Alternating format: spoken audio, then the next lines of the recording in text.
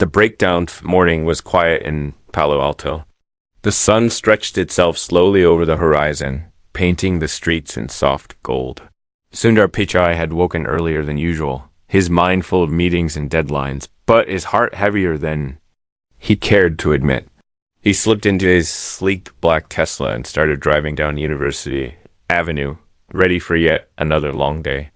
He didn't know yet that this day would change him forever. He was thinking about a difficult decision, waiting at the office, whether to let go of a team that had worked hard but failed to deliver results. He hated letting people down, but he had to think of the bigger picture.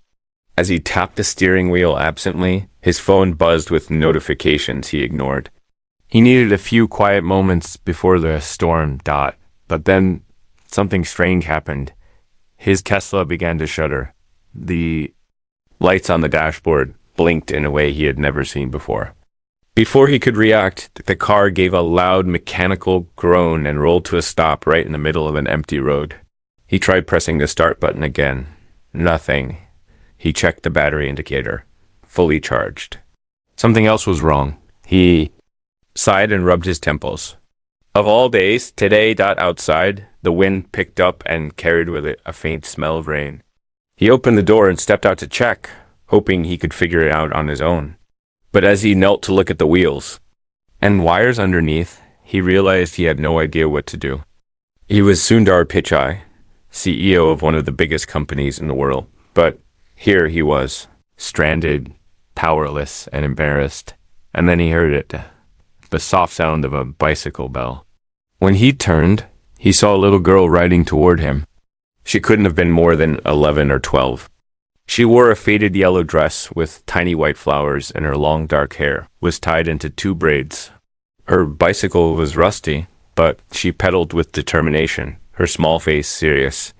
As she came closer, she slowed down and stopped next to him. "Your car is broken," she said matter-of-factly, her eyes scanning the Tesla like she'd seen it all before. He forced a smile. Yes, it seemed so. She leaned her bicycle against a tree and crouched beside him. "What happened?" He hesitated. "It's just stopped. I don't know." She nodded and peered under the car, her fingers tracing wires and panels like she'd done it many times. "You don't mind if I try to fix it, do you?" she asked, glancing at him with a faint smile. He almost laughed at the absurdity. A child fixing his car. But something in her confidence stopped him. He found himself saying, "Sure, if you think you can." She didn't say anything else, just got to work. She pulled a small toolkit out of the basket on her bike. Where had she gotten that? And started unscrewing a panel near the front tire. He watched, completely stunned, as she poked and prodded with tiny, steady hands. Minutes passed. Then she turned to him and said, "You should sit. This might take some time." He sat on the curb and watched her. There was something haunting about her focus. She didn't speak unless it was necessary, but once in a while, she hummed a soft tune he didn't recognize. And that was when he noticed it. The ring on her finger. It was a silver band. Simple but elegant. Too big for her slender hand. It glinted every time her fingers moved. He asked, curious, "That ring, where do you get it?" She froze for just a moment, then continued working. "It was my mother's," she said quietly. "Oh," he replied. "Where is she now?" The girl didn't answer. She just kept working. But he thought he saw her eyes glisten. He felt a pang of guilt for asking. But before he could say anything else, she spoke again. "People leave," she said softly. "But they leave things behind too." The words stayed with him. People leave, but they leave things behind too. He thought of his own mother in India, of how little he called her lately. He thought of the people at work, the ones he had to fire, the ones who probably thought of him as nothing more than a heartless boss. The girl finished her work and straightened up. "Try it now," she said. He climbed back into the car, pressed the start button, and to his shock, the Tesla hummed back to life as though nothing had happened. He stared at the dashboard, then at her. How did you do that?" She shrugged. "Just the loose connection." "You didn't notice because you were too busy looking at the big things." He couldn't help but smile. You're very wise for your age. She didn't smile back. She just picked up her tools and started to leave, but something in him stopped her. Wait, he called. What's your name? She paused, then turned and said, Asha. Asha, he repeated. Thank you, Asha. I don't know what I would have done without you. She mounted her bicycle, but as she did, the clouds overhead rumbled and the first drops of rain began to fall. She looked up, squinting at the sky. You should go, she said. The rain is coming. He nodded, but before he could say more, she was already pedaling away, her yellow dress a bright spot against the gray street. He sat there for a moment, watching her disappear around the corner, and couldn't shake the feeling that he had just met someone extraordinary. But as he drove away, he glanced in the rearview mirror and noticed something strange. On the ground where she'd been standing was a small folded note. He stopped the car, stepped out, and picked it up. It was a piece of lined paper, damp from the rain, with a single line written in shaky handwriting. Find me before it's too late. His heart began to race. What did that mean? Was she in trouble? Who was she really? And how did she know how to fix a car like that? He climbed back into the car and sat there for several minutes, staring at the note. The rain was falling harder now, drumming against the windshield. He didn't know what to do. He didn't know yet that the choices he was about to make would change everything. For him, for Asha, and for someone else he hadn't even met yet. And then his phone buzzed again. Another meeting, another decision to make, but all he could think of was her, and the silver ring on her tiny hand. He took a deep breath and whispered to himself, find her before it's too late. But he didn't know where to start. And somewhere, just a few blocks away, Asha stood under the shelter of an old tree, watching him through the rain. She tightened her grip on the handlebars, her knuckles white, and she said almost too quietly to hear, you better hurry. And with that, the story leaves us standing in the rain, heart pounding, wondering who Asha really is, what the ring means, and why time seems to be running out. Asterisk to note that the rain fell harder now, thick cold drops splashing against Sundar's windshield as if the sky itself wanted to push him back. But he just sat there in his car, staring at the small piece of paper in his hand, feeling the weight of those 6 words pressing into his chest like a stone. Find me before it's too late. The handwriting was uneven, like it had been written in a hurry or with hands that trembled. His mind ran in circles, trying to make sense of what had just happened. How could a little girl with braids and a rusty bicycle and a silver ring know how to fix a car like that? And why would she leave behind such a note? It didn't make sense. And yet, somewhere deep in his chest, something told him it was real. Something told him she meant every word. He started the engine again, the hum of the motor oddly comforting now, and glanced back at the street where she disappeared. The air smelled of wet asphalt and something else he couldn't quite name. Something old, almost like forgotten flowers left too long in a vase. His hands tightened around the wheel, and he whispered again, though he didn't even know why. Find her before it's too late. The words felt heavy on his tongue. He slipped the note into his jacket pocket and checked the time. He was already late for his first meeting, but for once, he didn't care. There were more important things now. He drove slowly down the street, eyes scanning every corner, every alley, every tree for a flash of yellow dress or the glint of a silver ring. The rain blurred his vision, painting the world into soft grays and blacks. But he didn't stop. The city looked different now, lonelier, more dangerous, as if it were hiding something in the shadows. His wipers screeched back and forth in a frantic rhythm, but the world outside only grew more unclear. He stopped at the corner where she'd vanished earlier, rolled down the window, and called into the wind. Asha, are you there? Only the hollow sound of rain and distant car horns answered him. A few people passed by under umbrellas, glancing at him curiously before hurrying along. Nobody seemed to have seen her. Nobody seemed to care. He felt foolish, a grown man CEO of one of the most powerful companies in the world. leaning out of his car window calling for a little girl he had met only minutes ago. But something in her eyes, dark, unflinching, yet full of something like fear, refused to let him go. He drove on, past shuttered shops and glowing streetlights, each block emptier than the last. Then he saw it, at the edge of a small park, her bicycle. It leaned awkwardly against a fence, its front wheel still spinning lazily in the rain. He pulled over and stepped out, the wind immediately biting into him. He approached the bicycle slowly, as though afraid it might disappear if he moved too quickly.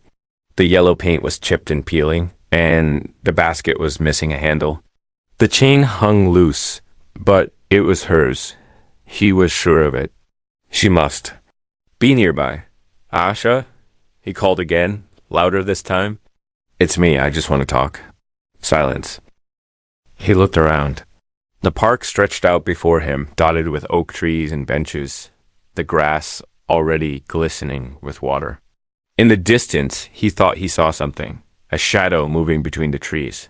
He hesitated only for a moment, before following it.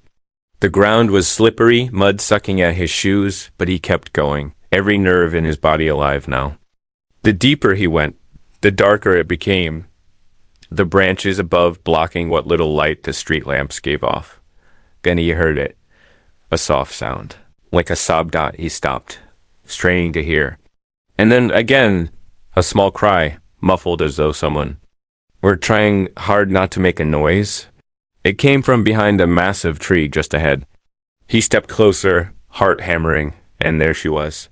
She was crouched low to the ground, her yellow dress soaked and clinging to her knees.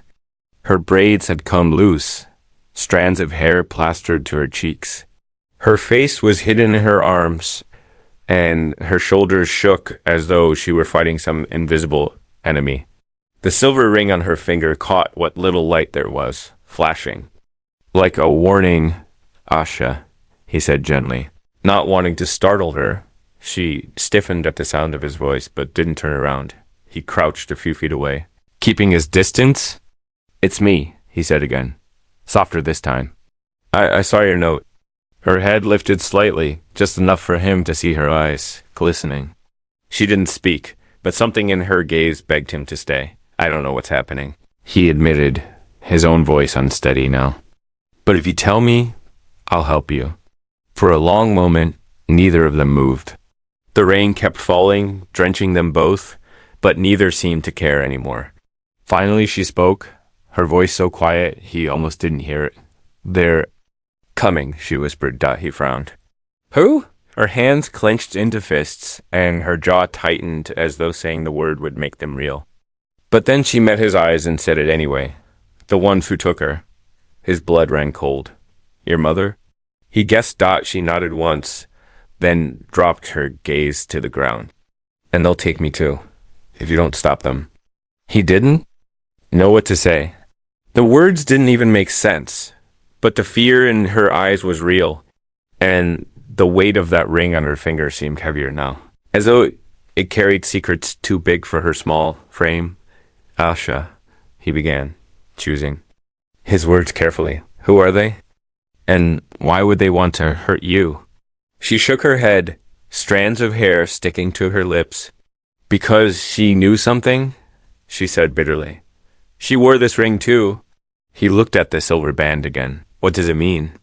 For a moment she didn't answer. Then she said, almost to herself, it means you're not supposed to know. His breath caught in his throat. He wanted to ask more, but she suddenly stood and brushed herself off. We can't stay here, she said firmly. They're close. He stood too, still trying to understand. Where do we go? She glanced around, eyes scanning the shadows like a soldier on patrol. Somewhere they won't look, she said. Do you trust me? He hesitated, then nodded. Yes. Good, she said, already walking ahead. Because if you don't, we're both finished. They walked together through the park, her small hand gripping the silver ring as though it could protect her. He followed her lead, though he felt more lost than ever. The trees thinned and they emerged onto a side street lined with abandoned houses. She stopped in front of one, a crooked old structure with boarded-up windows and a sagging roof. Here, she said. He looked at the house doubtfully. Is it safe? She turned to him, her eyes flashing in the dark. Nowhere is safe. But this is better than out there. He nodded, and together they slipped inside through a broken door. The air inside was damp and smelled of mildew. The floor creaked under their weight. In the corner, an old couch sagged under a pile of blankets. She motioned for him to sit. He obeyed. She began to pace, wringing her hands. He watched her, feeling helpless. Finally, he said, Asha, please, help me understand. Who are you running from? She stopped pacing and looked at him, her face pale but resolute. They call themselves the Circle, she said. My mother, she used to work for them. She found out something she wasn't supposed to, so they made her disappear. He swallowed hard. And the ring? It's a key, she said simply. To everything? He stared at her, the pieces slowly falling into place. And now they're after you because you have it, she nodded. And because they know. She told me. He rubbed his forehead, trying to process what she was saying. Asha, he said finally. Why me? Why did you leave that note for me? Her lips trembled slightly, but she held his gaze. Because, she said, you're the only one who stopped.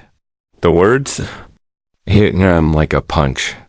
All the people who had passed her by, too busy, too distracted, too important, but he had stopped. He had seen her dot before he could say anything. A loud noise shattered the silence, the sound of glass breaking. Both of them froze. Then she grabbed his hand and pulled him toward the back door. They're here, she hissed. He didn't argue. They ran together into the rain, her small hand clutching his tightly, his breath coming fast and ragged. Behind them, he heard heavy footsteps and low voices. But he didn't dare look back. They ran through alleys and side streets, the city blurring around them. Finally, she led him to a narrow stairwell that descended into darkness. She pulled, opened a heavy metal door at the bottom and slipped inside, motioning for him to follow Dot inside. The air was cool and smelled faintly of earth. The room was small and bare, but dry. She sank to the floor, breathing hard. He stood over her, still trying to catch his breath. He said, his voice barely more than a whisper. What now? She looked up at him, her eyes fierce despite the fear in them. Now, she said, you decide. Decide what? Whether you're with me, she said, or you walk away. He stared at her, at the mud on her cheeks, the rain still clinging to her lashes, the silver ring shining faintly in the dim light. He thought about everything he'd seen tonight, the breakdown, the note, the chase, and felt something inside him shift. I'm with you, he said. Her lips curved into the faintest smile. Then you'd better hold on, she murmured, because it only gets worse from here. And as she said it, a low rumble filled the room.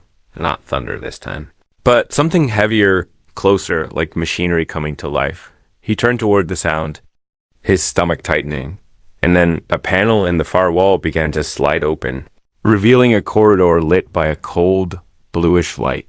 Asha stood, straightened her dress, and held out her hand to him. Are you ready? She asked Dot, but before he could answer, the light flickered, and a shadow appeared at the end of the corridor, tall, faceless, and moving toward them. He felt his breath catch in his throat, his pulse hammering in his ears. She squeezed his hand, and her voice was steady, almost calm. Whatever happens, she whispered, don't let go. And the corridor stretched out before them, full of secrets he didn't yet understand, full of danger he couldn't yet name. But Asha stepped forward into the light without hesitation, and he followed her, because somewhere deep inside, he already knew there was no turning back. Asterisk the corridor stretched on before them, glowing with a pale, bluish light that seemed to come from nowhere and everywhere at once. It was narrow, the walls smooth and cold, and the air smelled faintly of metal and something sharp like ozone after a storm. Sundar felt his heartbeat in his throat as he took the first step inside, Asha still holding tightly to his hand. Behind them, the door clanged shut with a finality that made him flinch. The sound echoed through the corridor, and the shadow at the far end moved closer. He swallowed hard. his eyes fixed on that shape in the distance, tall, inhuman, its edges somehow blurred yet unmistakably real. It moved without sound, gliding rather than walking, and though it had no face he could see, he felt its gaze on him like a weight. His first instinct was to turn and run, but Asha's hand squeezed his, grounding him, keeping him in place. Her voice was low and calm when she spoke. Don't look at it. Just walk. So he did dot. Each step felt heavier than the last. The floor was smooth under his shoes, but it seemed to slope downward, subtly at first, then more steeply, as though they were descending into the belly of something alive. The air grew cooler, and with each breath, his lungs felt tighter, as if the corridor was squeezing him from all sides. The walls seemed to hum faintly, like they carried a current just beneath the surface. He dared a glance at Asha, and even in this strange light, her face was unreadable, a quiet determination in her dark eyes. No trace of fear, but he felt it. He felt it crawling up his spine like icy fingers, the knowledge that whatever waited ahead was bigger, older, and more dangerous than anything he could name. The shadow behind them moved slowly but surely, never speeding, never faltering, simply closing the distance with a quiet confidence that terrified him. He opened his mouth to ask her what it was, but the words wouldn't come. Finally, after what felt like hours, the corridor widened into a circular chamber. Here the air was warmer, though still heavy, and the walls glowed with faint symbols. Strange, flowing shapes that pulsed like they were alive. At the center of the room stood a pedestal, and on it, a small black box, no bigger than his fist. Asha let go of his hand and stepped toward it. He reached out instinctively. Asha, she turned, and there was something in her expression now. Not fear, but sorrow. It's what they're after, she said softly. This is why they took her. He stared at the box. It was simple, smooth, but the closer he looked, the more it seemed to shimmer, as if it weren't quite there. He felt a low vibration in the floor beneath him, subtle but undeniable, and the light on the walls dimmed slightly. Glanced at the corridor behind them. The shadow still lingered there, just outside the circle of the chamber, as though it couldn't step inside. For now, what is it? Sundar finally asked, his voice barely above a whisper. She traced a finger lightly along the edge of the box. They call it the seed, she said. My mother was supposed to protect it, but she found out what it really does. He frowned. And what does it do? She looked up at him, her eyes glinting with something he couldn't quite name. It remembers, she said simply. He shook his head. Remembers what? Everything, she replied. His mouth went dry. The walls around them seemed to hum louder now, the symbols flickering and the air grew even heavier. Asha, why me? He asked again because he had to know. Why drag me into this? She studied him for a moment before answering. Because you still listen, she said. You stopped for me. Nobody else did. He couldn't argue with that. She turned back to the pedestal, and her small fingers wrapped around the box. As she lifted it, the entire chamber shuddered, and the humming rose to a piercing note. The symbols on the walls flared, bathing them both in sharp blue light. He instinctively shielded his eyes, but she stood still, holding the box to her chest. Then, from behind them, the shadow began to move again, this time faster, more deliberate, crossing into the chamber despite whatever barrier had kept it at bay before. Sundar froze as it came closer, its shape clearer now, impossibly tall, its edges flickering, its presence radiating a cold that made his teeth ache. Asha grabbed his hand and pressed the box into his chest. Run, she said. Stumbled back, clutching the box. What about you? Just go, she insisted, her voice sharp now. If you stop, we both lose. He hesitated, but then the shadow reached the edge of the pedestal and stretched a long, thin arm toward Asha. She didn't flinch. She just met its eyeless gaze, her fingers still curled into fists. Asha, Sundar called, his voice cracking. She glanced at him, and for just a moment, her lips curved into the faintest smile. Find her? She whispered doubt, and then the world exploded. A brilliant light erupted from the box in his hands, so bright it blinded him. The air roared, and the floor cracked beneath his feet. The last thing he saw before the light consumed everything was Asha standing perfectly still, her yellow dress billowing around her like a flame, and the shadow reaching for her dot and everything. Went black when he opened his eyes again. He was lying on wet grass. The rain had stopped, and above him the sky was a dull gray. He sat up slowly, his body aching, his clothes damp and heavy. Around him the city was quiet. Too quiet. The park where he had first met Asha stretched out before him, but it looked different somehow. The trees darker, the air thicker, as though the world itself had changed while he wasn't watching. He glanced down. The black box was still in his hands, and Asha was gone. He scrambled to his feet, calling her name. Asha, Asha. His voice echoed across the empty park, but no answer came. He turned in circles, searching for any sign of her bicycle, her braids, her silver ring, but there's nothing. Only the silence and the weight of the box in his hands. His fingers tightened around it. He didn't understand what had just happened. The last moments replayed in his mind. The shadow, the light, her whisper. Find her dot, but who and where? He looked down at the box again, noticing for the first time that it was warm now, pulsing faintly against his palms.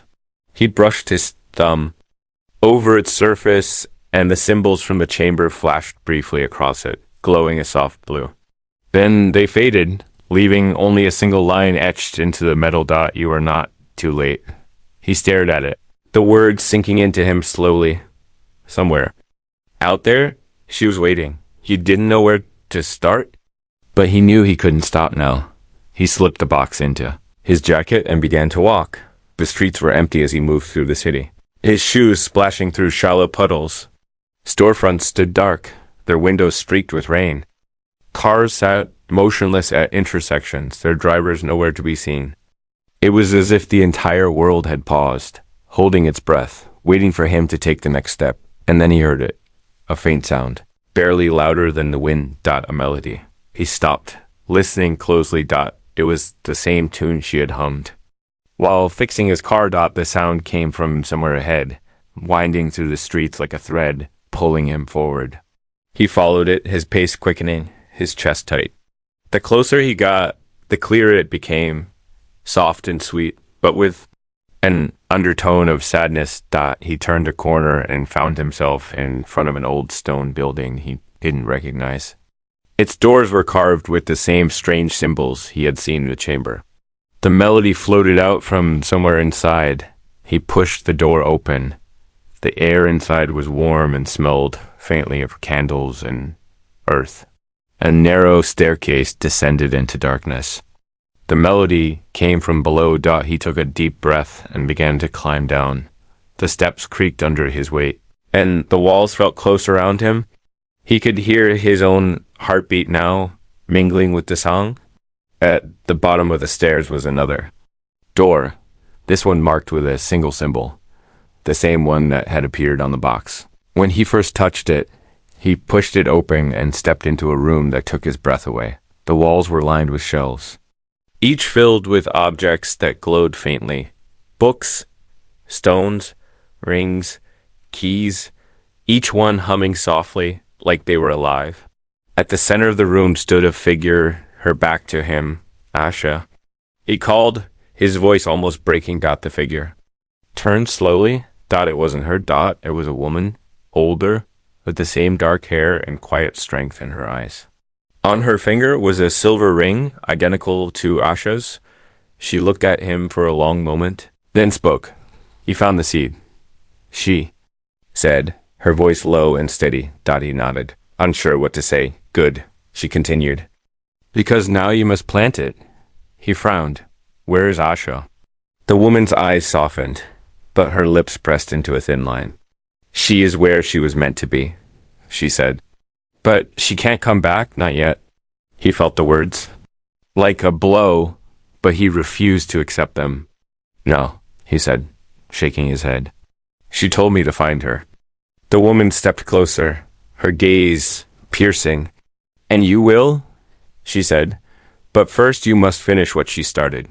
He looked down at the box in his hands, feeling its warmth seep into him. "How?" he asked Dot. She reached out and placed her hand over his. "By remembering," she whispered. "All of it." And as she spoke, the box began to glow again, brighter and brighter, until it was all he could see. Dot memories, not his own, flooded into him. Dot Asha laughing on a sunny day.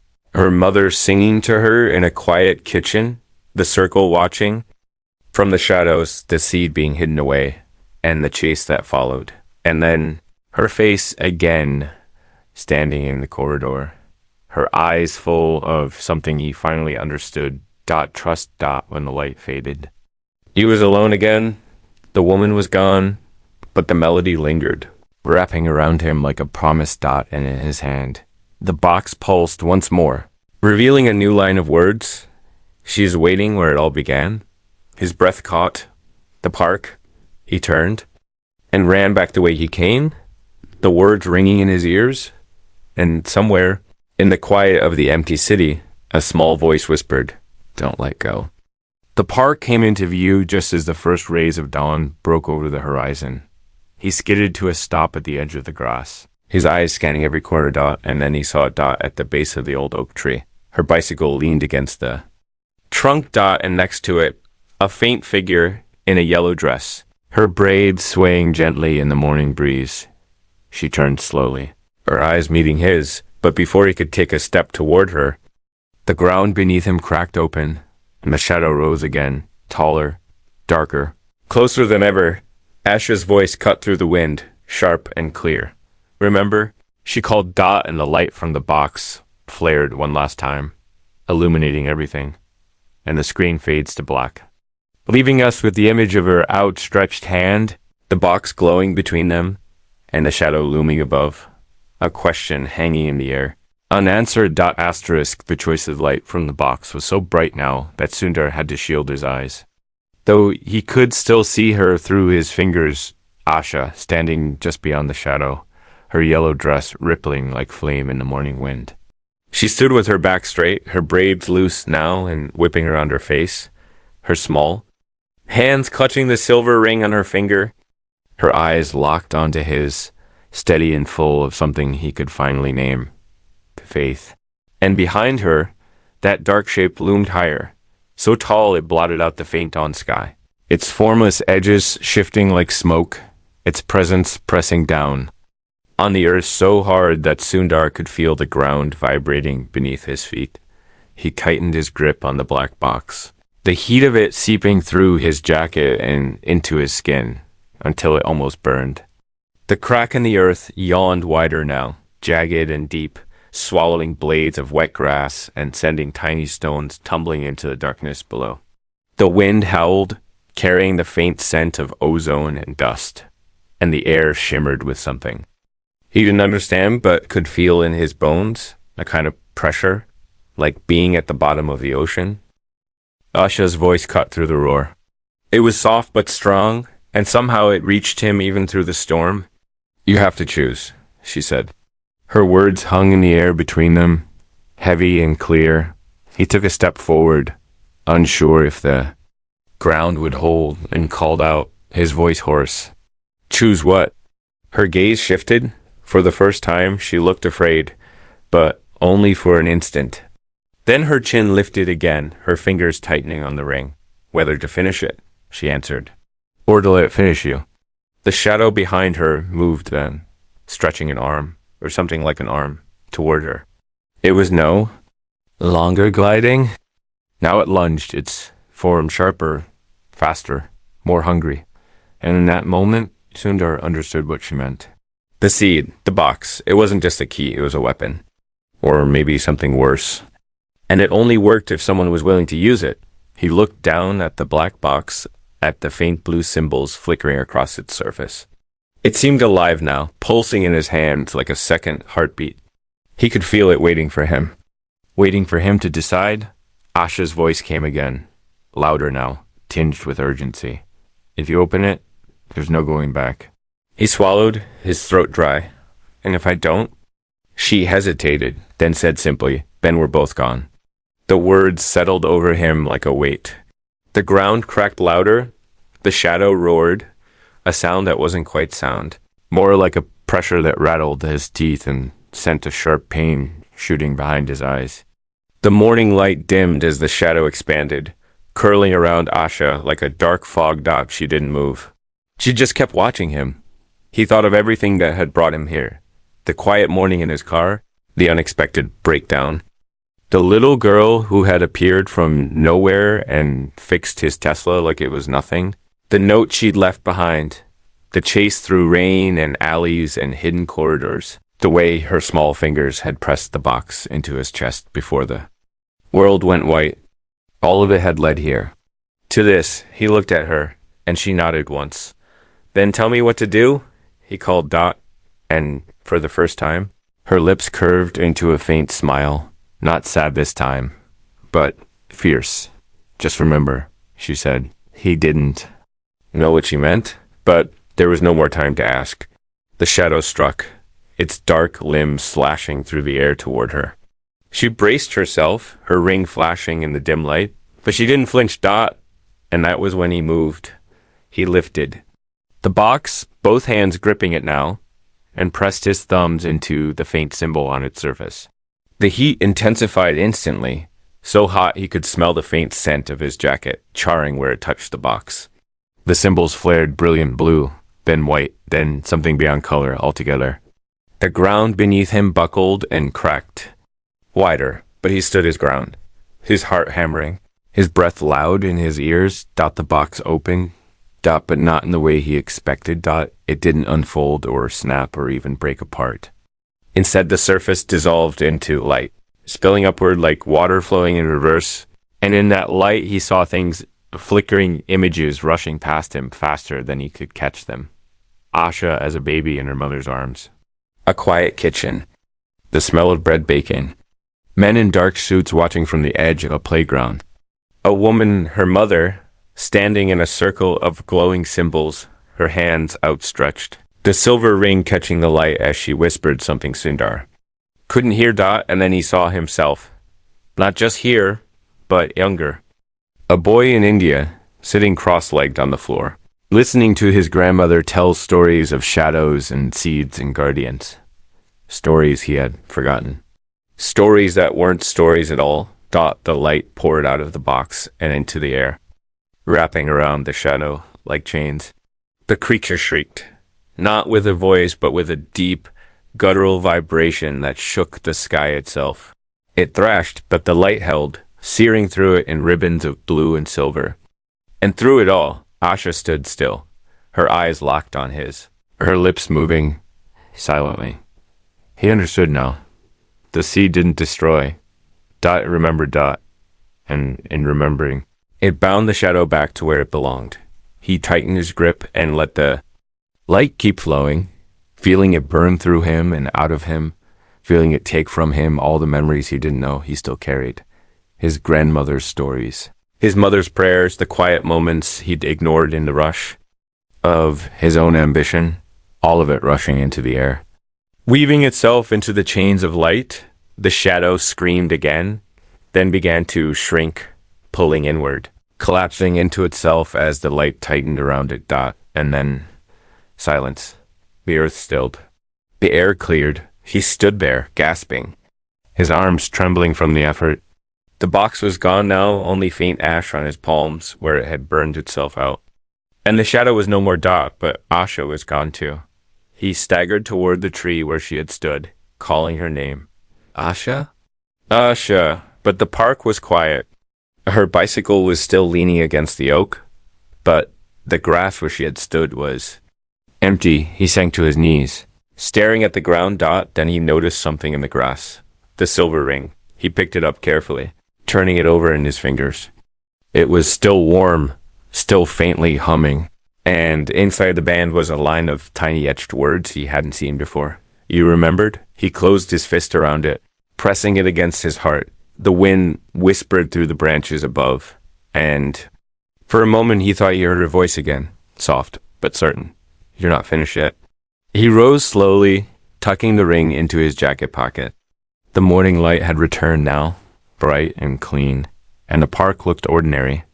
Again, no cracks in the ground, no shadow, no sign of what had happened. He walked back to his car in a daze. The Tesla sat where he had left it, perfectly intact. No sign of the breakdown that had started all of this.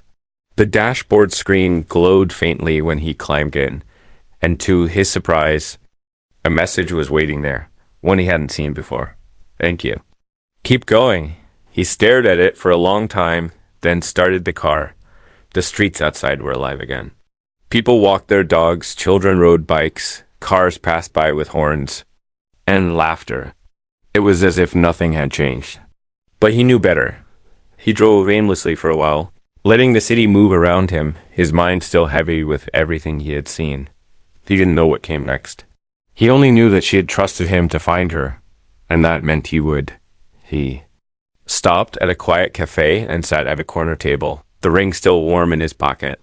He ordered tea and stared out the window at the people passing by, watching them with new eyes now, seeing the little things he used to miss. The way an old man patted his wife's hand as they crossed the street. The way a child stopped to pick a flower growing in a crack in the sidewalk. The way everyone carried stories they didn't speak. Pulled the ring from his pocket and turned it in his fingers again. And then he noticed something. Else thought the faintest glimmer of blue light in the center of the band, like a spark waiting to be lit. He leaned closer and heard her voice again, clearer this time, though still faint. Find me. He closed his eyes, took a breath, and nodded. I will, he whispered Dot when he opened his eyes.